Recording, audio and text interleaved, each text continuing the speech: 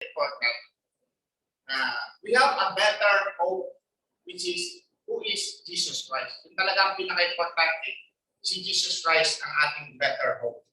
So unang-una, tingnan natin po, sino ba ito si Melchizedek? No? Melchizedek. Sabi ko sa first verse ng chapter 7, loaded kaagad itong sinabi ng Hebrew writer, for this Melchizedek, king of Salem, priest of the Most High God, who met Abraham returning from slaughter of the kings and blessed him, to whom also Abraham gave a tenth for all. First translated, king of righteousness, and then also king of Salem, meaning king of peace. No? Sabi dito, kung titingnan natin ang buhay ni Melchizedek, bigla na lang itong tumabas sa ating binasa doon sa Genesis chapter 14. At si Abraham po ay nagbigay sa kanya ng tithes or tenth of the spoils na nakuha ni Abraham galing sa kanyang pagkapanalo doon sa mga kalaban. No? Si Melchizedek po ay nabanggit din yan sa Psalm chapter 10, verse 4. At bigla na lang sinabi na you are a priest according to the order of Melchizedek. So, bear with me kung bakit natin bibigyan ng pansin si Melchizedek kasi bibigyan talaga ito ng pansin ng writer dito. Bakit po natin nakikita na importante po si Melchizedek? Kasi si Melchizedek po ay isang king of Salem. Ang ibig sabihin ng Salem ay shalom yan eh. Peace na Hebrew, shalom. Peace. And he is also the king of righteousness. So ito, kung babasahin natin ang kwento, bigla natin ang konting background po. Si Abraham po ay meron po siyang nephew na si Lot, di ba? Sila ay galing doon sa Ur, kasama ni Abraham at kanyang asawa, Sarah, si nephew na si Lot. Pinangakuan sila ng God na mayroon silang mamanahin na isang lugar, yung ngayong Canaan. No? At ngayon ay yun ang bayan ng Israel. At ito si Lot, dahil nag-away-away na si Abraham at si Lot, ang kanilang mga tauhan, sabi na nila ay maghiwalay na tayo. So, pinapili si Lot kung saan niya gusto. Ang pinili ni Lot ay doon sa may bandang Sodom at Gomorrah. No? At doon sa kwento natin, binasa kami sa Genesis chapter 14. Meron pong labanan ng mga kings, 5 out of 4. No? 5 out of 4. Ang mga kings po nila doon ay mga maliliit lang na bayan yan. No? Mga Sodom, Gomorrah, mga bayan yan. Meron silang king doon. So, 5 out of 4, kalaban nila ay leader ng kalaban nila ay si Kedailaomer, no? Isang leader doon sa 4 na kings. At nabihag ni Kedailaomer ang bayan ng Sodom at Gomorrah and other 5 bayans. At natalo sila. Kasama si Lot, kasi si Lot, nandun sila sa Sodom. Diba? Ngayon, naraman ni Abraham ito, ginuha niya ang kanyang 380 ng mga tao at sinugod niya si Kedailaomer. No? Ngayon, natalo niya si Kedorlaomer na king at nakuha niya si Lot. Ngayon, bumalik na siya doon sa Sodom. Sinalubong siya. At isa sa sumasalubong sa kanya ay si Melchizedek. So, bihira niyo nang marinig yan, pero ngayon ang pagkataon na marinig niyo sa Genesis 14, si Melchizedek yan siya. Si Melchizedek ay very unique yan siya. Totoo siyang tao, pero wala siyang genealogy. Wala siyang record ng kanilang mother or father. Kasi ang Israelites po ay trained sila to record all their history. No? Kaya nga, siguro, sabi nga bakit ang Israel ngayon ay parang mabilis lang mag-record ng contact tracing, no? At mabilis sila. Kasi siguro sa kanilang parandayan ay record lahat yan. I-record lahat ng gagawin. Pag may panganak, record yan. Pero ito si Melchizedek, sa kanilang history, walang record ng ganon. So unique ito siya. Unique ito si Melchizedek. Kasi lahat ng kanilang mga tao, record nila yan. Pero si Melchizedek ay walang record sa kanilang mga history, no? Kasi ang Israelites po ay nilalagay nila ang kanilang mga record sa templo. Ngunit noong 70 AD ay nawasak yung templo ng Roman soldiers kasi nag-revolt yung Israel. Nawala yung lahat ng mga records nila. Sama sila kung paano na i-trace. Ang isang problema, side note ito, ang isang problema nila ay paano nila malalaman na yung Messiah na dadating ay galing kay David yan. Wala na silang trace ng records na yan. So kung hindi si Jesus, this is a side note. Kung hindi si Jesus ang Messiah, they cannot really proclaim na yung Messiah na dadating na kanilang in-expect pa ay galing yan sa lahi ni David. Kasi naputol na yung records nila. So it is very important na talagang si Jesus Christ talaga ang Messiah kasi wala nang records na yun Medyo doubtful na kayo pag may dumating na Messiah. At in the Bible, the Messiah na in-expect ng mga Israelites ngayon ay yun yung Antichrist. No? So, side note. No? Pero ang point ko dito, ito si Melchizedek ay Melech or king ito. No? At the same time, mayroong very important ito. The priest of the Most High God. The priest of the Most High God. Please listen to this one kasi sa Hebrew po kasi ang kanila talagang God talaga ng covenant ni Abraham ay Yahweh yan, si Yahweh. Yod, He, Vav, He. No? At sa kanila kasi puro puro consonant yan, wala silang vowel. So hindi lang mababasa yung Yod, He, Vav, He. Sa atin kasi Y, W, Y, H, W, H. So, paano mo po-pronounce yung YHWH? So, wala. Hindi na, kaya hindi sila nagpo-pronounce. Kaya doon padaan yung Yahweh kasi Y, lalagyan nila ng H sa dulo, hasta ka lang, Ya, tapos H, di ba? Ya yun, W, tapos H, Yahweh.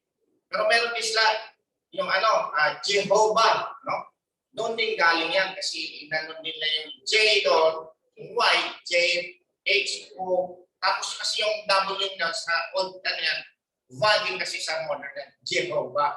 So yung Jehovah na yan at saka yung Yahweh na yan ay yan, parang God ni Abraham, God of Isaac, and God of Jacob yan. Yung kanila talagang covenant God yan sa kanila.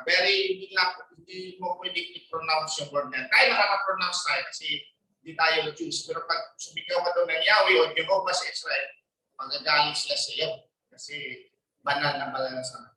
Pero dito sa Hebrews, ang tawag dito, the Kohen, priest of El Elyon. Bakit significant ito? Kasi itong El kasi is God yan. Ang Elyon, supreme yan. Supreme God. Meaning, this is not only the God of Israel. This is the supreme God of all kinds of people. Kasi, importante yan kasi sa Hebrew talaga, Kohen, priest of El Elyon. Kohen la El Elyon.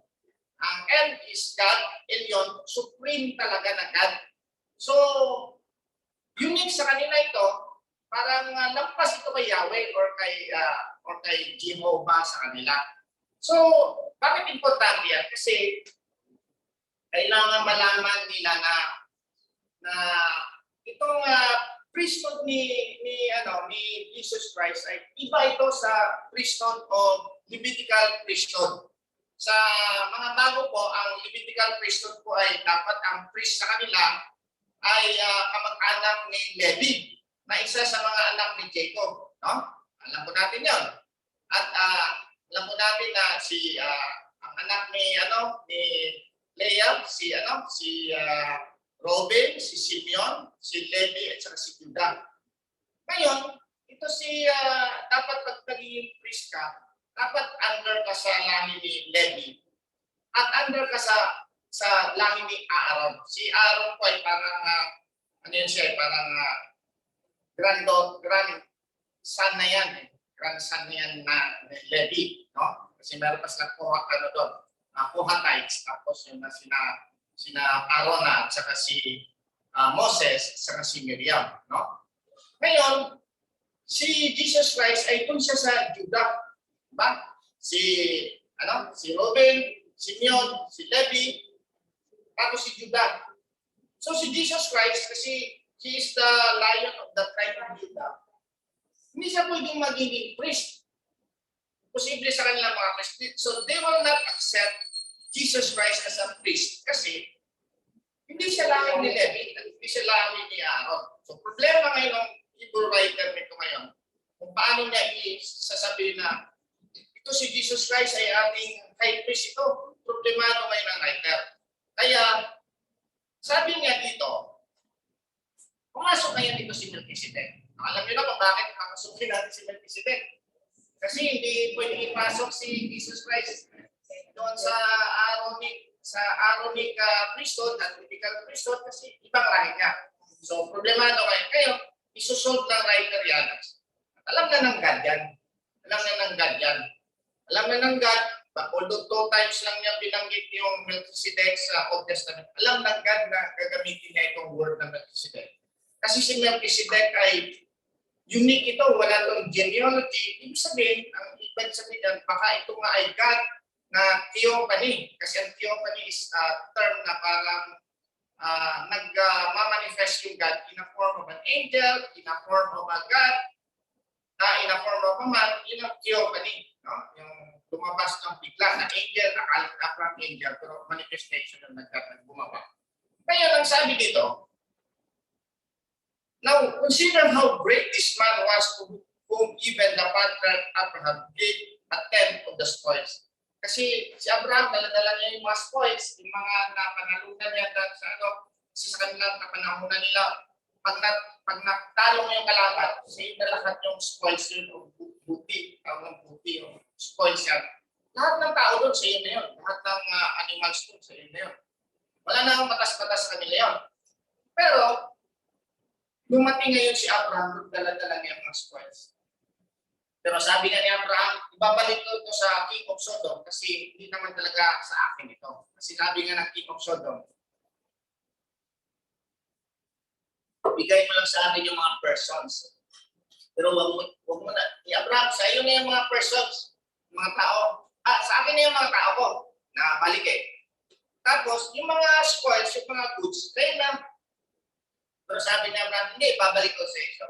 Pero bago binalik ni Abraham yung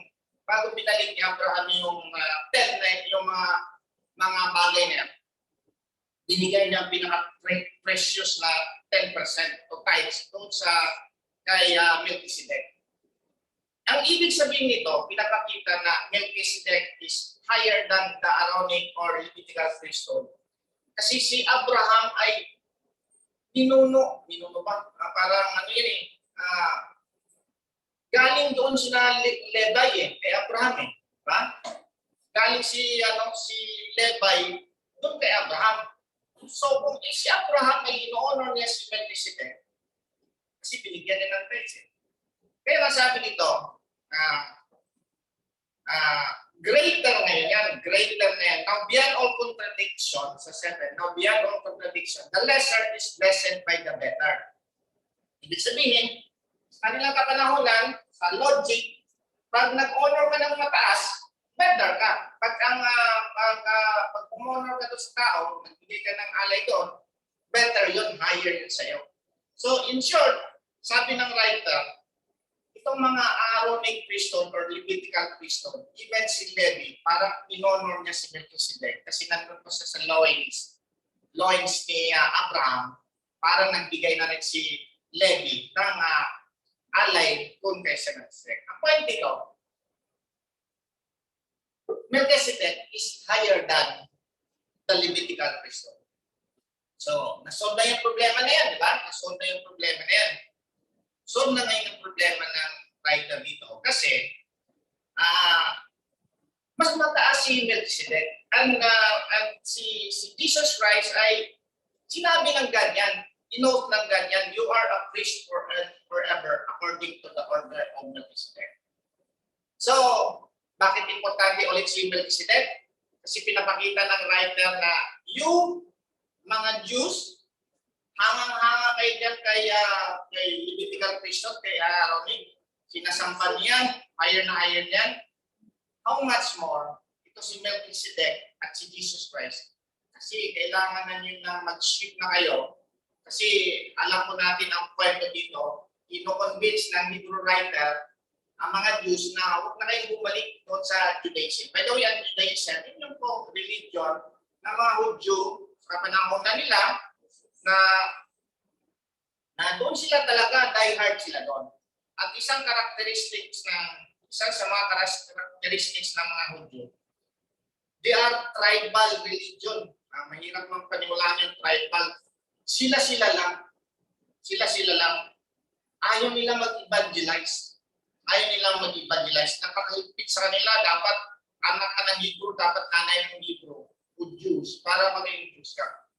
Ang iyan mga religion ngayon na nagstay lang ng mga 14 or 15, ngayon siguro mga 19 million lang sila kasi pero mga iba hanap sila sa iba't ibang lugar.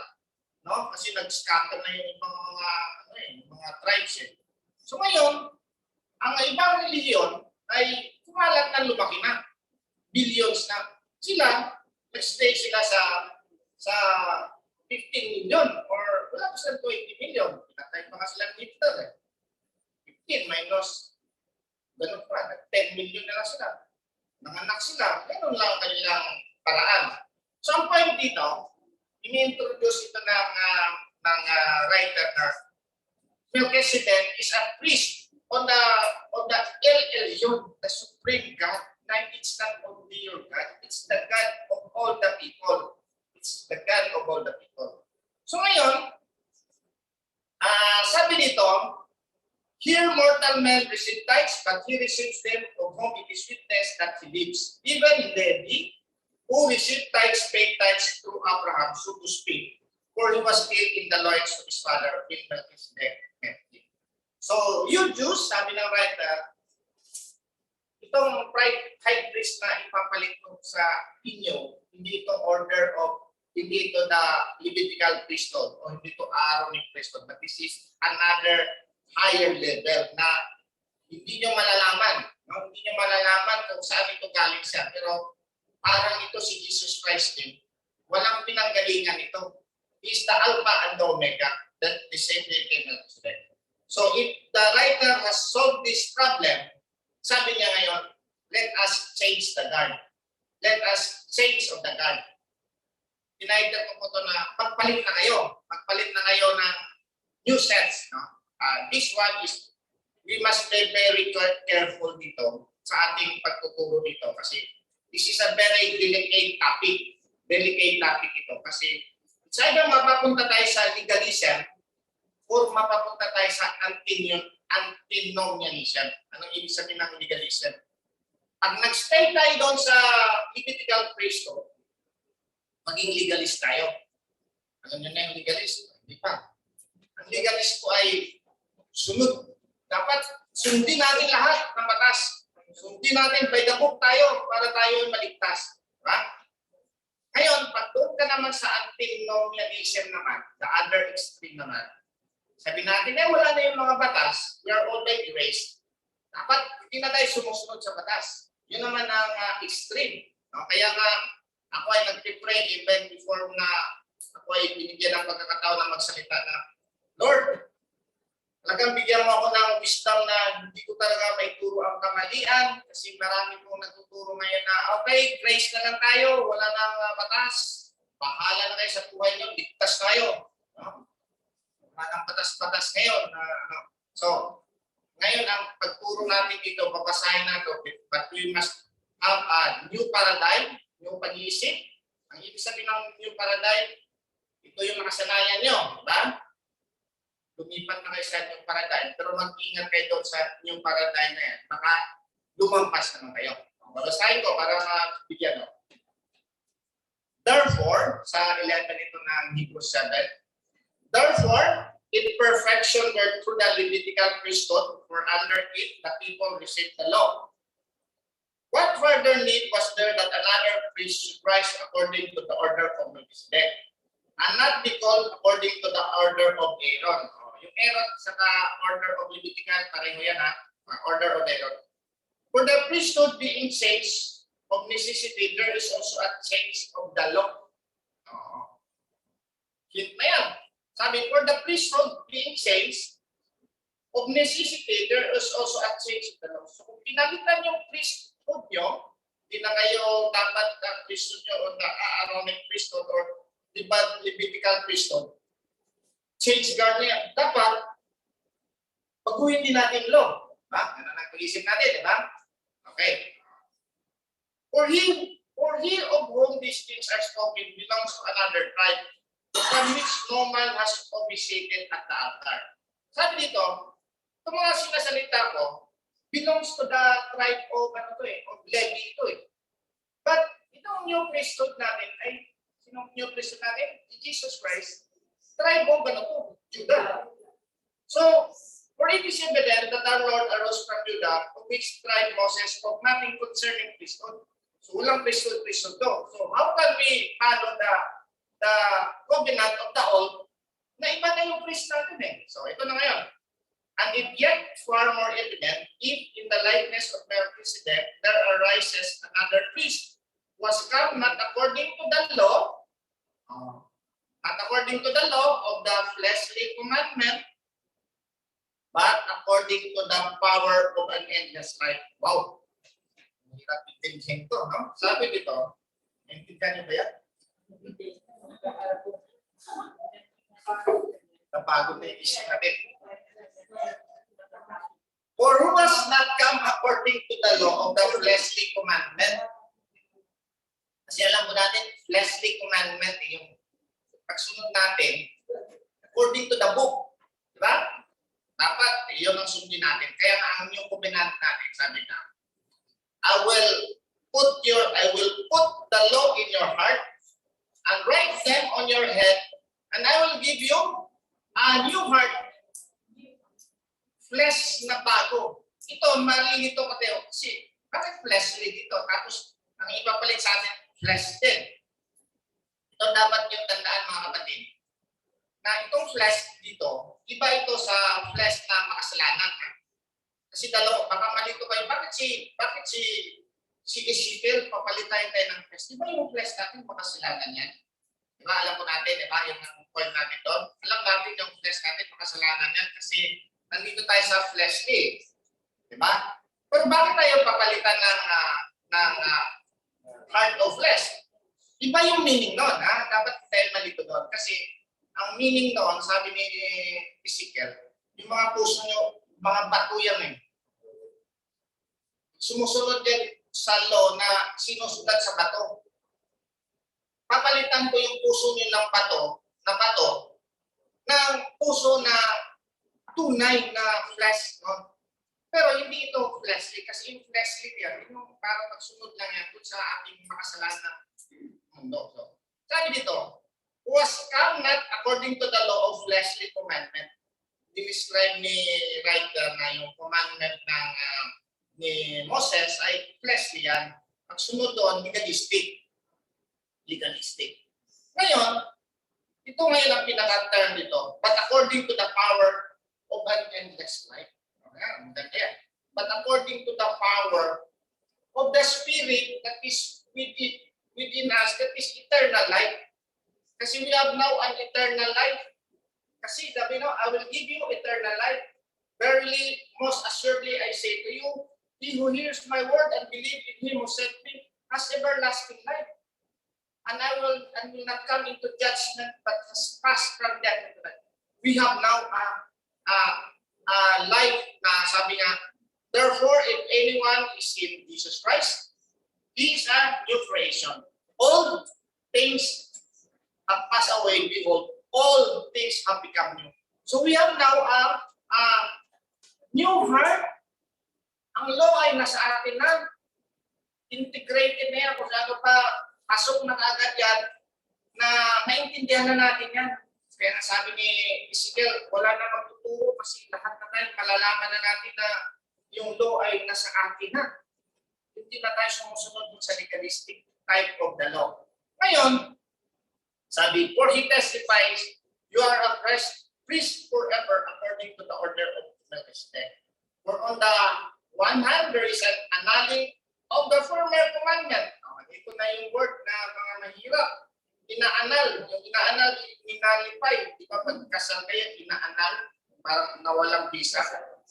For on the one hand, there is an annulling of the former commandment because of its weakness and unprofitableness. For the law made nothing perfect. On the other hand, there is bringing of a better hope through which we draw near to God. Ngayon, sabi ko nga sa aking panimulang introduction sa topic number 2, we must be very careful on this one. Kasi mayroon ditong word na annulling. Sabi ko, no? For there is an annulling of the former commandment because of its weakness and unprofitableness. So sabi ng writer, kasi he's addressing the Jews. Yung commandment I have given to Moses doon sa Mount Sinai, ano na yun, parang i-change guard na natin yan. Tutor lang yan siya. Tutor lang siya. Ngayon, dadating na yun yung master si Jesus Christ. Kasi alam natin, ang isang purpose ng law ay tutor. Sa natatagpaya sa Galatians siya, di ba? Galatians na tutorial talaga siya. Tutor yung the law sa first chapter 3. Sabi sa chapter 3, purpose of the law. Sabay bigyan sa chapter 19, but sabi ito, 23, but before faith came, we were kept under guard by the law, kept by for the faith which was afterward to God. Therefore, the law was our tutor sa 24 ng Galatians chapter 3. Therefore, our law was a tutor to bring us to Christ that we might be justified by faith. But after faith has come, we are no longer under a tutor. So, ngayon, paano yan, Brother Carlo? Malinaw na malinaw na hindi na tayo under doon sa law of bakit pa tayo sumusunod sa law? So, tama yung mga nagtuturo. We are now under grace. Hindi na kayo, paglabas nyo dito, wala na kayo susundin ng law, ha? Kasi sabi nila, pag sumunod kayo ng law, ini-insulto nyo yung grace. Kasi ginawa na lahat ni Jesus Christ. Gagawa pa ulit, susunod pa ulit kayo ng law. So yun yung parang sabi ko, we must be very careful. We must be very careful. Kaya ang aking doon, same nature, but different paradigm. Jesus Christ has the same nature with the law. Jesus Christ is different from the law, but he is the same nature with the law. Anong the same nature? The law is holy. Hindi natin pwedeng sabihin na, wala na yung law. Holy yan eh. Holy yan. Gawa ng God yan. The law is holy. Jesus Christ is a different paradigm than the law, but Jesus Christ is holy. So, if the law is holy, mayroong component si Jesus Christ na holy din. So, paano natin maintindihan ng holiness? Because of the law. Ngayon, kailangan talaga natin maintindihan ito. Na hindi tayo pumunta dun sa legalism, ang ating talagang kaligtasan ay hindi tayo aalis dun sa ating pananampalataya talaga. Our salvation is by grace through faith alone in the Lord Jesus Christ alone. Sabi nga ng isang narinig ko, kung kumain kayo, kung a set of food nyo, dapat always mayroon kayong the component of justification. Kaya nga sa mga last natin ng mga sermons, even the last years, palagi ko yung pinapakain ng justification, imputation. Hindi ko kayo nagsawa ng justification, imputation.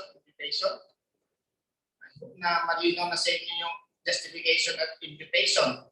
Na we are saved not because of ourselves, but because of the righteousness imputed to us through our faith.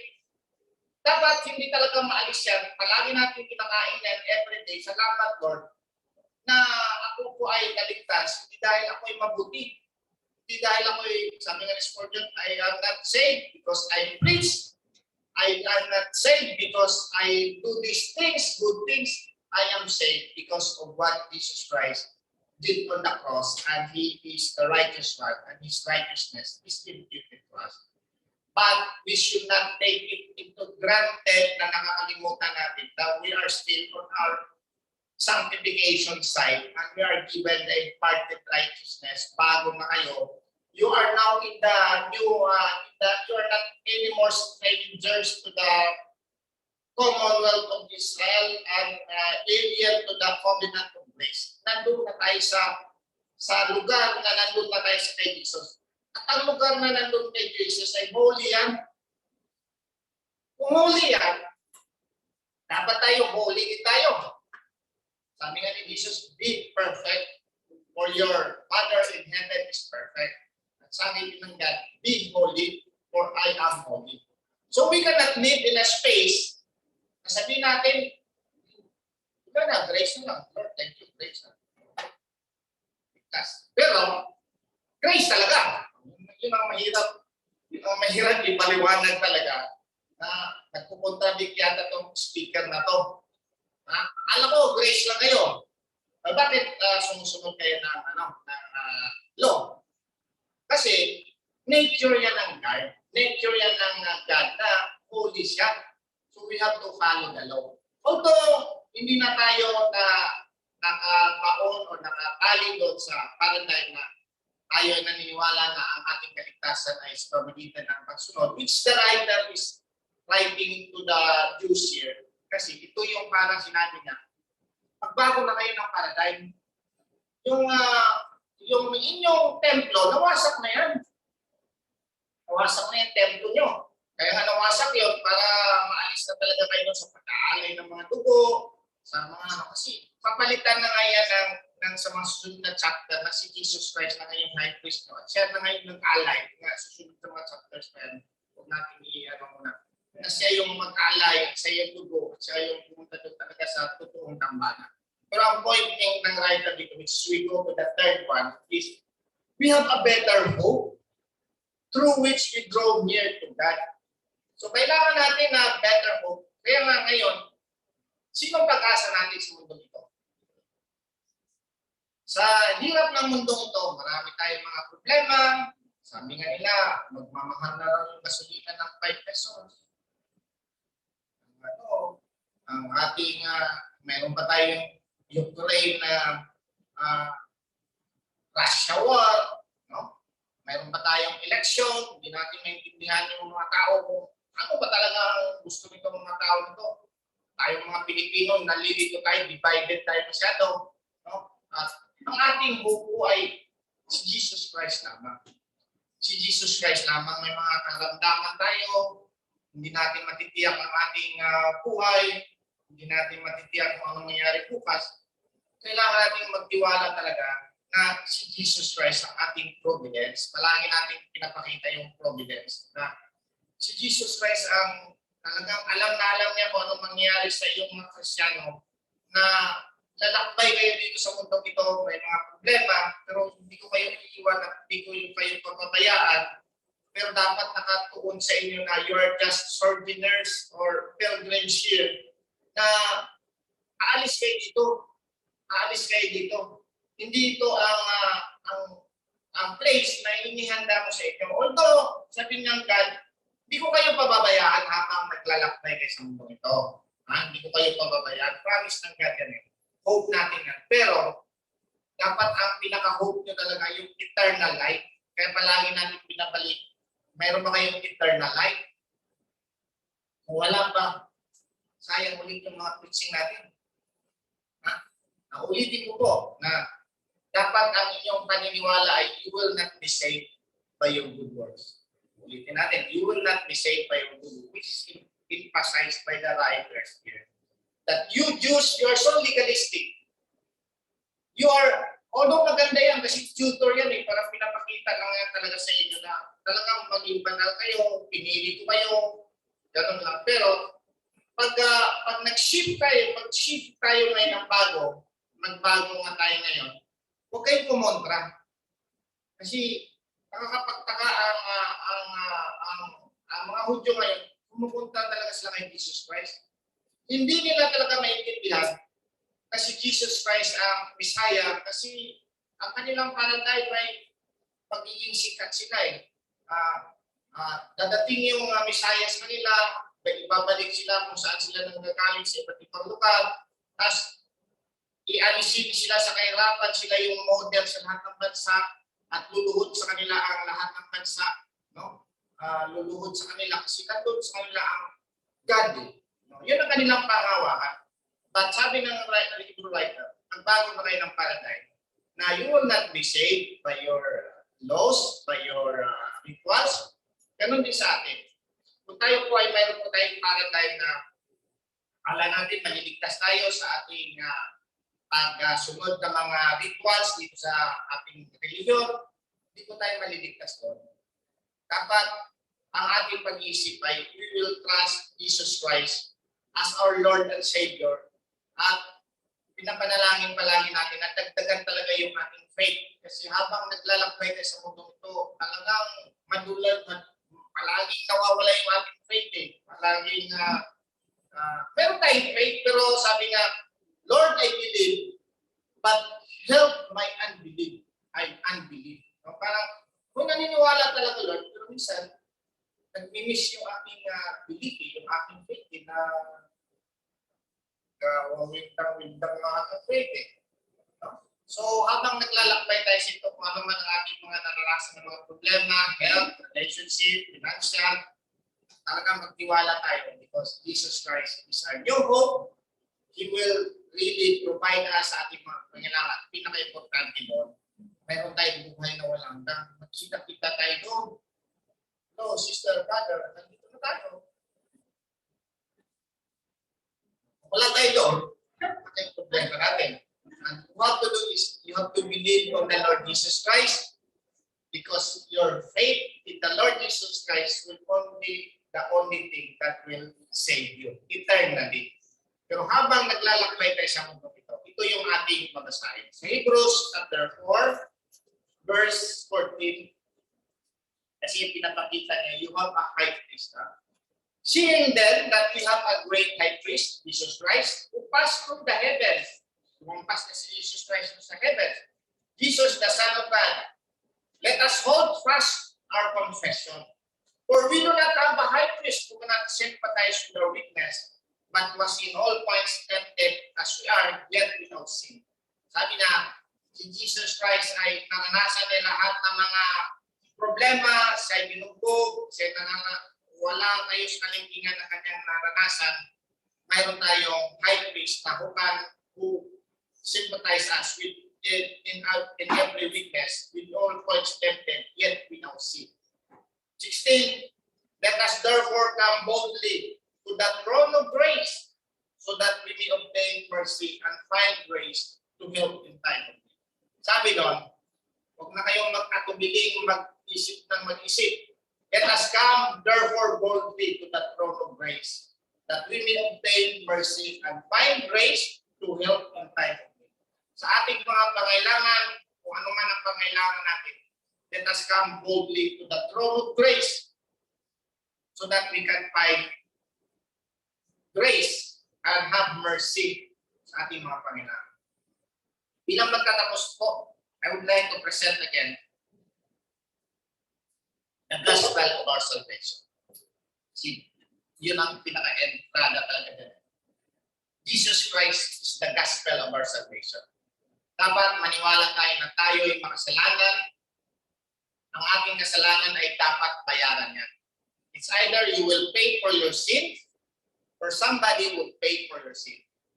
The gospel is about the work and person of Jesus Christ. Jesus Christ was sent to this world to pay for your sins and give you righteousness so that you will be declared righteous in the sight of God. Ang ating mga dapat, we must believe that we are all sinners. We must all sinners. Dapat alam natin na sinners tayo at hindi tayo nakaabot sa panuntunan ng God. For all have sinned and fall short of the glory of God. And the wages of sin is death, but the gift of life is eternal life. The gift of God is eternal life. We can only have eternal life if we believe on the Lord Jesus Christ. Not on our righteousness, not on our power, not on our knowledge, not on our church, not on our preachers, not on everything, but on the Lord Jesus Christ. You have to believe the Lord Jesus Christ and you will be saved. you and your house. Let us pray.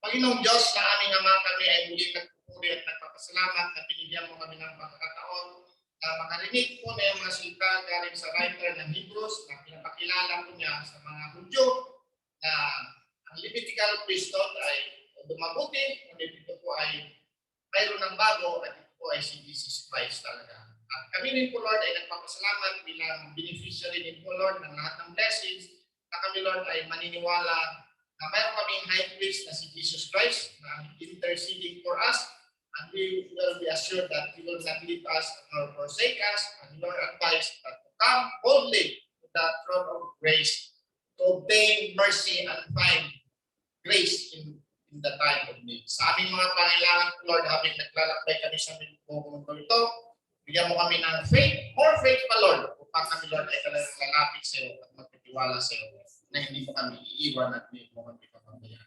Kung mayroon po dito nakikinig na hindi pa po, Lord, sumuko sa kanyang buhay, sa po, Lord, ay pinapanalangin ang buksan mo, Lord, ang kanyang puso at isipan, magsisi talaga sa kasalanan, tanggapin ng makasalanan at tanggapin na si Jesus Cristo lamang ang talaga tagapagligtas at lumapit kay Jesus at magtiwala talaga na siya ang aming kaligtasan. Salamat po, Lord, at dalangin namin ito. In Jesus' name, Amen.